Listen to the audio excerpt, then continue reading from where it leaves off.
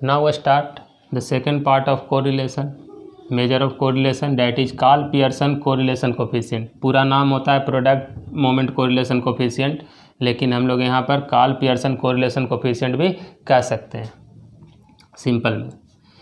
ये बहुत इम्पोर्टेंट है हमारा इस चैप्टर का। It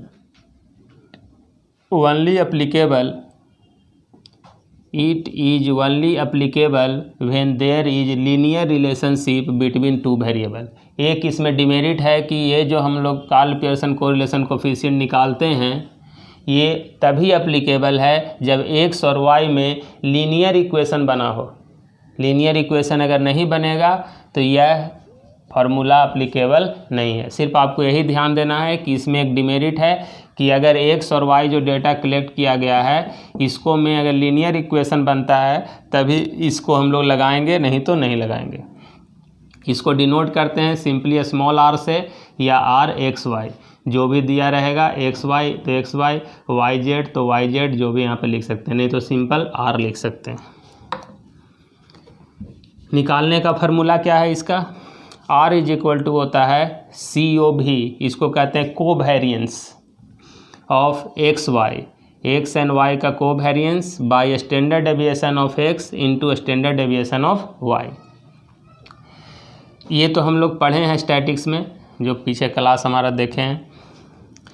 covariance of x Y निकालने का तरीका क्या है? Summation x minus x bar into y minus y bar मतलब वाई का मीन, एक्स बार मतलब एक्स का mean by n, total number of observation.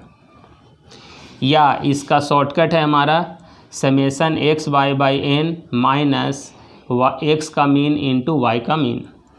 ये हो गया हमारा निकालने का covariance. Standard deviation of x निकालने का फार्मूला ये summation x minus x bar का whole square by n under root में, या शॉर्टकट में summation x square by N minus mean का स्क्वायर। उसी तरह वाई का ये standard deviation of y, covariance of x Y by standard deviation of x into standard deviation of y. Correlation coefficient निकालने के लिए इतना चीज़ का यूज होगा हमारा। अब इसमें क्वेश्चन किस तरह का पूछा जाएगा तो हम लोग टाइप का क्वेश्चन देखें। 3 टाइप का क्वेश्चन इसमें पूछा जाएगा, जिसमें 2 टाइप ऑब्जेक्टिव में आता है और 1 टाइप सब्जेक्टिव में आता है। तो हम लोग सब्जेक्टिव वाला भी पार्ट करेंगे, क्योंकि जो नवंबर में देंगे हमारे CMA और CA फाउंडेशन वाले, तो CMA में जो नवंबर में आएगा हमारा तो उसमें सब्जेक्टिव आएगा, जब कोरोना वगैरह का नहीं रहेगा केस। तो 3 टाइप का क्वेश्चन इसमें देखेंगे हम लोग कि कैसा क्वेश्चन पूछा जाएगा।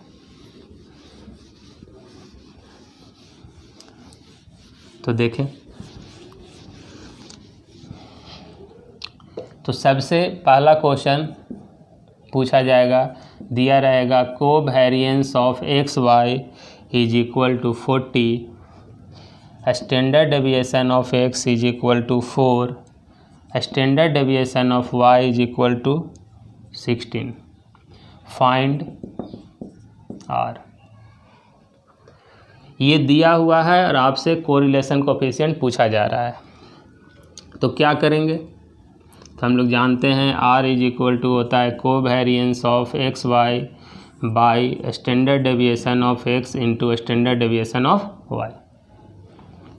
पुट कर देंगे 40 4 16, 4 से 10 बार में ये 8, ये 5, 5/8 डिवाइड देकर लिख लेंगे, जितना भी आएगा हमारा आंसर निकल गया। ऑब्जेक्टिव में इस तरह का पूछा जाएगा। दूसरा क्वेश्चन देखें।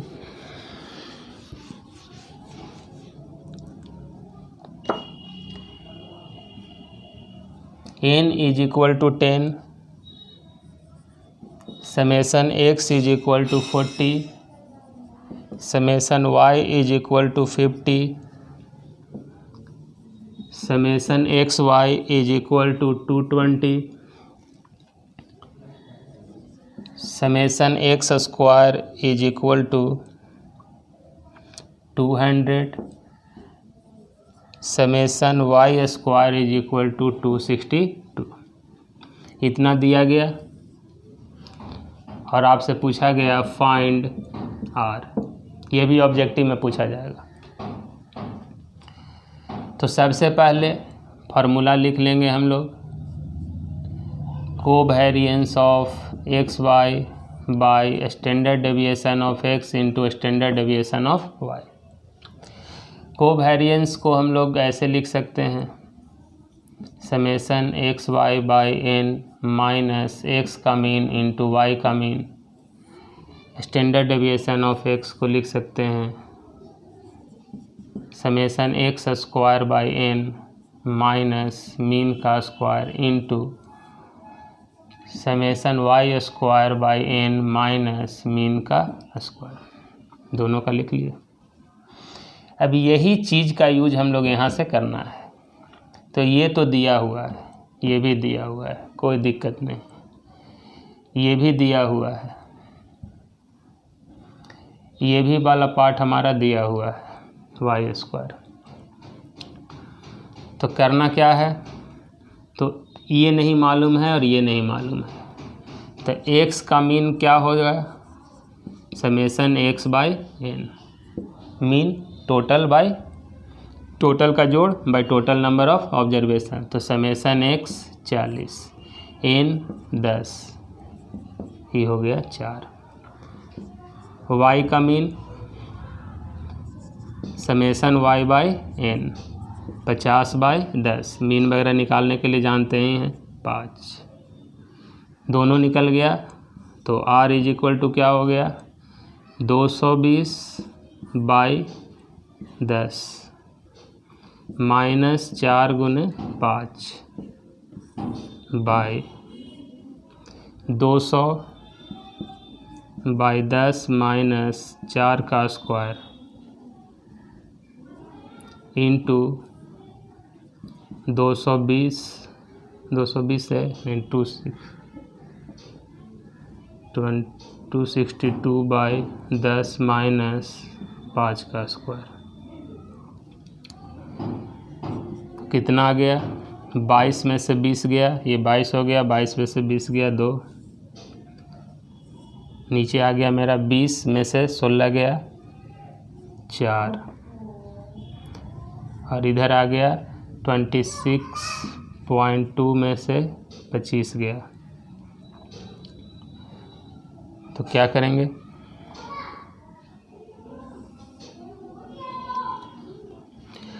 ये 2 और ये 2, ये √4 है तो 2 से 2 कट जाएगा। तो r इज इक्वल टू हो गया 1/√1.2, जो भी वैल्यू आएगा इसका निकाल कर डिवाइड दे देंगे 1 से, कैलकुलेट हो जाएगा हमारा r। ये कितना आएगा। ध्यान देना है कि इस तरह का क्वेश्चन जब भी पूछा जाएगा तो हमको मीन निकालने का ज़रूरत पड़ेगा, जिस फार्मूला से निकालेंगे, और वैल्यू फिर आर में पुट कर देंगे। ये हुआ सेकंड टाइप का क्वेश्चन, ऑब्जेक्टिव में आने वाला। अब थर्ड टाइप का क्वेश्चन जो ऑब्जेक्टिव में तो नहीं आना चाहिए, ये सब्जेक्टिव में आता है। ये लॉन्ग क्वेश्चन हो गया हमारा।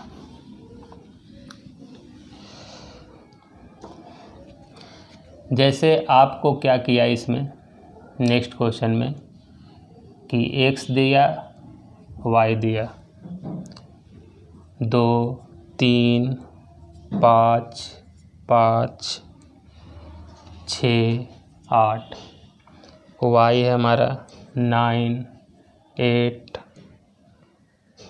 8 6 5 3, x एंड y दिया, x एंड y, और आपसे पूछा गया फाइंड आर, कोरिलेशन कोफिशिएंट निकालिए x एंड y का। तो आपको क्या करना है कि ये तो दिया है, एक कॉलम आपको बनाना होगा x y का, एक कॉलम बनाना है आपको x स्क्वायर का और एक y स्क्वायर का। x y 18 18 40 30 30 24, ठीक है। फिर एक्स स्क्वायर का 4, 9, 25, 25, 36, 64। वाई स्क्वायर का, वाई का स्क्वायर 81, 64, 64, 36, 25 एंड 9। ये लिख लिए। आपको क्या करना है कि एक्स का टोटल जोड़ यहाँ पे चाहिए, जो कि आता है 29। फिर इसका जोड़ ये आता है 39। फिर एक्स वाई को जोड़ लीजिएगा 166। फिर एक्स स्क्वायर को जोड़ लीजिएगा तो कितना आता है हमारा 163।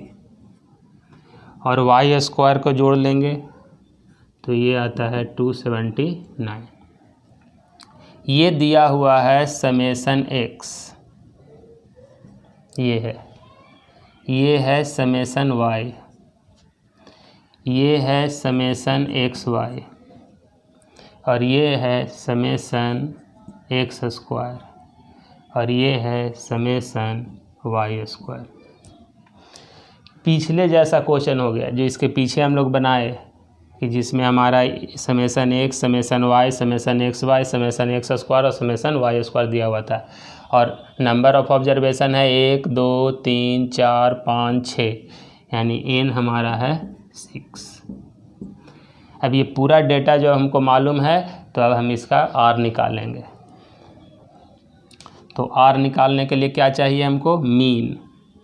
तो पहले मीन निकालेंगे। तो x का mean is equal to summation x by n।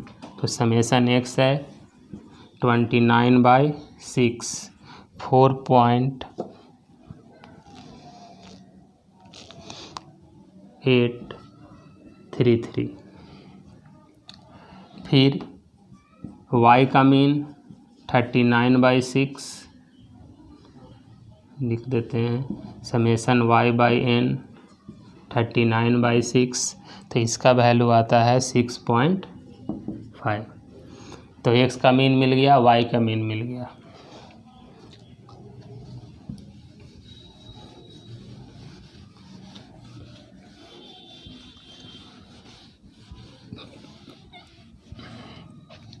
तो पुट कर दें r में,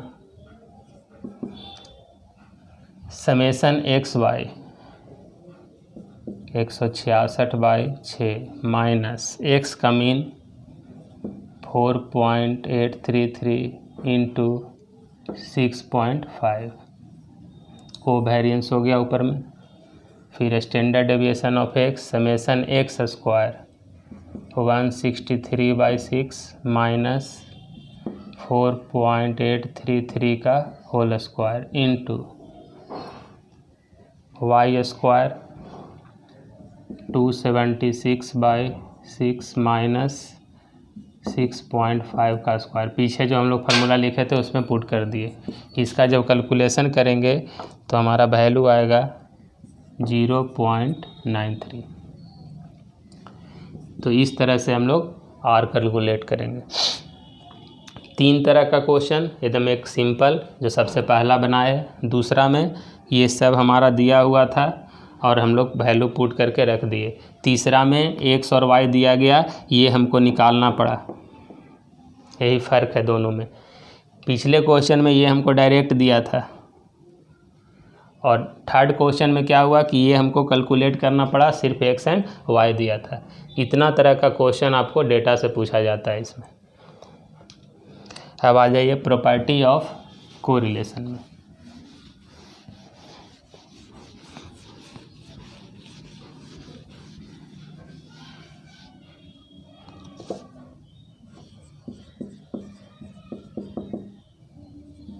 प्रॉपर्टीज ऑफ कोरिलेशन कोफिशिएंट। पहला, इट इज यूनिट फ्री मतलब आर का कोई यूनिट नहीं होता है, सेंटीमीटर, मीटर, जो आर हम लोग निकाले और ये वैल्यू आया 0.93, तो इसमें कोई यूनिट नहीं होता है कि यहाँ पे मीटर लिख दें, सेंटीमीटर लिख दें, केजी लिख दें, ऐसा यूनिट नहीं होता है इसमें, तो इट इज़ यूनिट फ्री। दूसरा,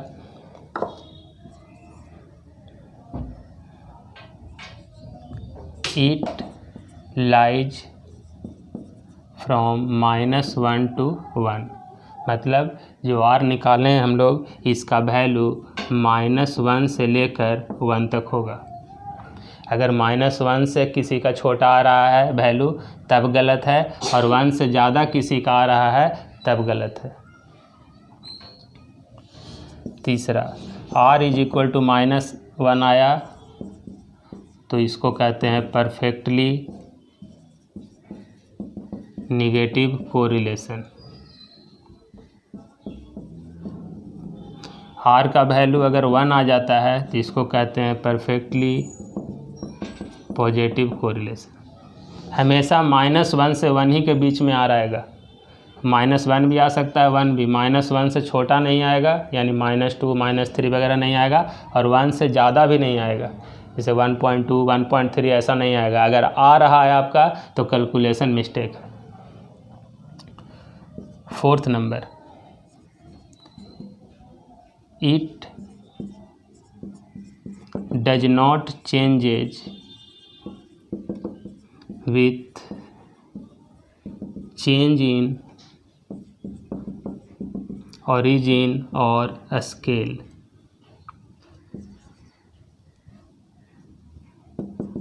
It only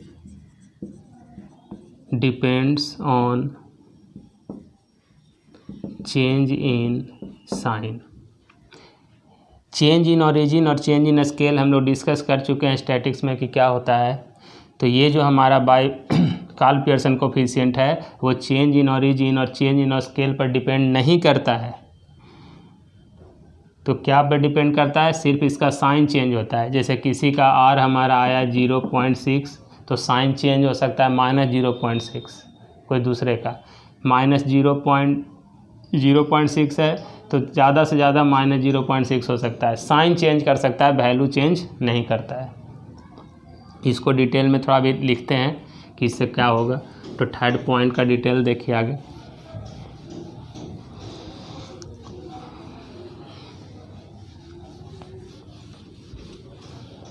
जैसे मान लो कि तुम्हारे पास एक नया वेरिएबल आया है, x जो था वो इस तरह से रिलेटेड हो गया b + bu, u नया वेरिएबल है, और y जो तुम्हारा था उसका रिलेशन ऐसे है c + dv।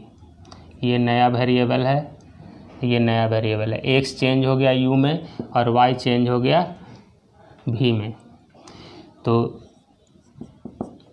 Correlation coefficient of x y is equal to होता है b × d बाई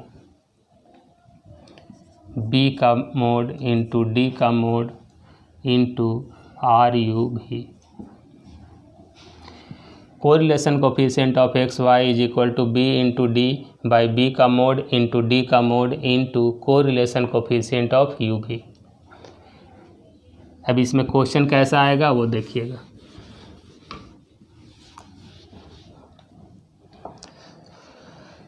क्वेश्चन इसमें आता है इस तरह का, जैसे लिखा रहेगा 2x + 4u + 7 is equal to 0, 3x + 3y + 5v + -8 is equal to 0।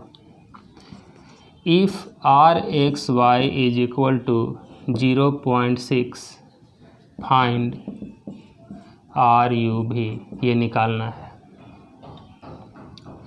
तो क्या करना है तुमको कि इस डेटा को ऐसे चेंज कर देना है और इस डेटा को ऐसे चेंज कर देना है। तो हम लोग अगर इसको बनाएं और इसको अगर चेंज करें तो x इज इक्वल टू आएगा -7/2 -4/2u। तो 4/2 मतलब 2 चेंज कीजिएगा आप, और ये जब चेंज होगा तो y इज इक्वल टू आएगा 8/3 - 5/3 भी, ये कर लेना है।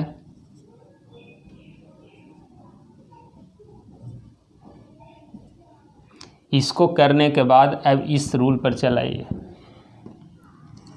RxY होता है B × D, तो ये मेरा B है, -2 × D -5/3 बाय B का मोड × D का मोड, -2 का मोड × -5/3 का मोड × RxY दिया हुआ है मेरा 0.6, और ये माइनस माइनस प्लस हो गया, तो ये हो गया 2 × 5/3, और नीचे मोड में भी प्लस आता है तो 2 × 5/3 × RUV। 2 से 2 कट गया, 5/3 से 5/3 कट गया, यानी 0.6 = RUV निकल गया। तो देख रहे हैं जो मेरा दिया हुआ था वही फिर आ गया, RUV भी 0.6। ज़्यादा चेंज होता तो सिर्फ माइनस साइन आता है, और उससे ज़्यादा कोई चेंजिंग नहीं होगा। तो अगर आप इसको ऑब्जेक्टिव में बनाना चाहते हैं और इतना याद नहीं रखना चाहते हैं, तो आपको ध्यान क्या रखना है इस पार्ट पे। अगर ये दोनों सेम साइन रहा, पॉजिटिव पॉजिटिव रहा या निगेटिव निगेटिव रहा, ये दोनों, तो जो दिया हुआ है वही मेरा आंसर हो जाएगा। और अगर ये दोनों के बीच में यू भी जो देख रहे हैं, ये दोनों के बीच में साइन अपोजिट रहा, तो जो भी दिया है उसका अपोजिट साइन के साथ होगा। जैसे 0.6 दिया है तो इसका आंसर -0.6 आएगा।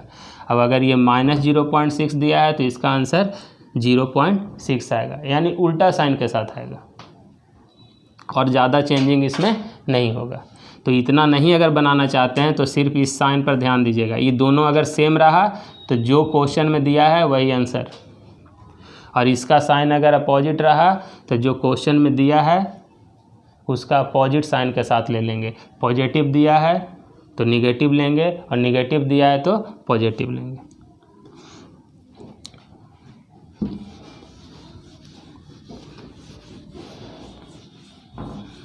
नेक्स्ट क्लास में हम लोग पढ़ेंगे स्पीयर्समैन रैंक कोरिलेशन कोफिशिएंट।